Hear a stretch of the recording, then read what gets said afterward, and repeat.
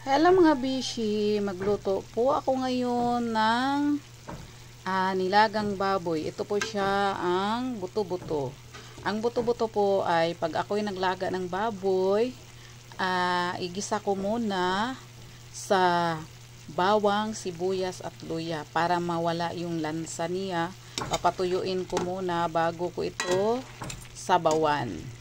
Ito naman ang mga sahog niya na chop-chop ko na kasi hindi ko pinaplanong mag-video, tapos naisip ko lang para ma-share ko din sa inyo kasi hindi naman yung proper na sahog sa ating mga niluluto. Depende yan sa gusto nating isahog sa ating niluluto. Ang importante ang sarap.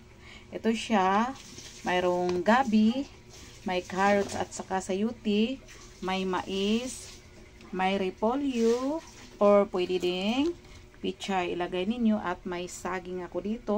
Saging na lakatan isahog ko para mabango.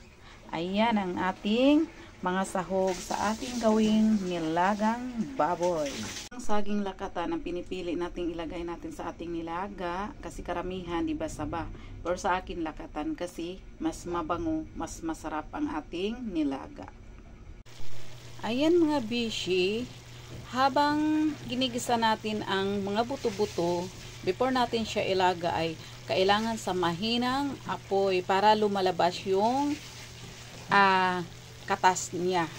Kasi mas maganda yung katas lang niya ang paano sa kanya para lasang-lasa talaga siya. Yung katas lang niya ang magluluto sa kanya. Tapos, after that, pag matuyo na yan yun, i-ano na natin, sabawan na natin, gawin na nating nilagang baboy. Ayan guys, natapos na nating igisa siya at natuyo na siya. So, nilagay natin, nilipat natin dito sa kaldero para dito siya papalambutin kasi mas masarap pag dito, mas madali pag dito sa kaldero pa napalambot kasi matatakpan nating maayos. Ayan, ilagay na natin ang ating mais sa ating nilaga para yung mais ay yung lasa niya ma-absorb doon sa sabaw para manamis-tamis ang ating nilaga. So, iunan natin ang mais paglagay para maluto din siyang maayos.